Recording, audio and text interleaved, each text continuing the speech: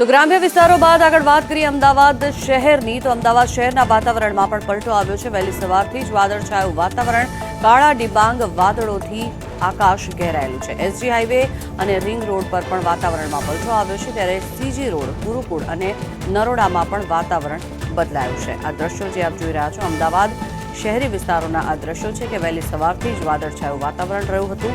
અત્યારે હાલ ભર ઉનાળે જાણે મેઘ મલ્હાર થઈ રહ્યું હોય તે પ્રકારની અહીંયા સ્થિતિ સર્જાઈ છે। વહેલી સવારથી જ વાદળછાયું વાતાવરણ, કાળા ડિબાંગ વાદળો વચ્ચે વરસાદ પડે તેવી પૂરેપૂરી શક્યતાઓ વાતાવરણથી જ ખબર પડી રહી છે।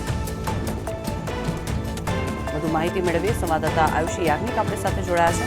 આયુષી, મહત્વનું છે કે હવામાન વિભાગ દ્વારા આગાહી કરવામાં આવી હતી અને મોડી રાતે અને વહેલી સવારથી જ વાતાવરણમાં પણ પલટો આવ્યો છે। કેવું વાતાવરણ છે, કેવો માહોલ?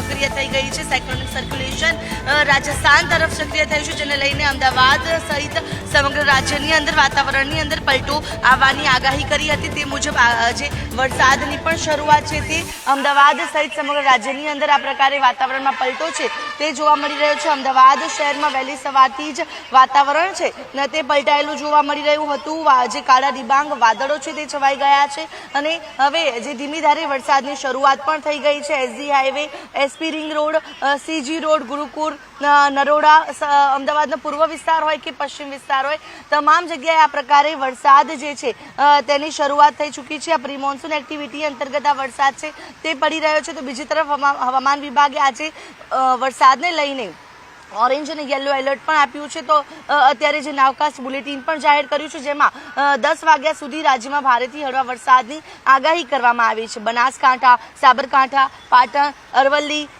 અમદાવાદ, ગાંધીનગર, ખેડા, આણંદ સહિત તમામ ભાગોમાં હાલ જે વરસાદનું ઓરેન્જ એલર્ટ છે। પવનની ગતિ 40 થી 60 કિલોમીટર પ્રતિ કલાકની રહી શકે છે અને 5 થી 15 mm સુધી જે પ્રતિ કલાકે છૂટોછવાયો વરસાદ પડી શકે છે। દ્વારકા, જામનગર, રાજકોટ, અમરેલી, મોરબી, સુરેન્દ્રનગર, કચ્છમાં પણ હળવા વરસાદની આગાહી કરાઈ છે। ત્યારે અમદાવાદમાં પણ જોઈ શકાય છે કે અત્યારે હાલ ધીમી ધારે જે વરસાદ છે, ઝરમર વરસાદની શરૂઆત થઈ ચૂકી છે।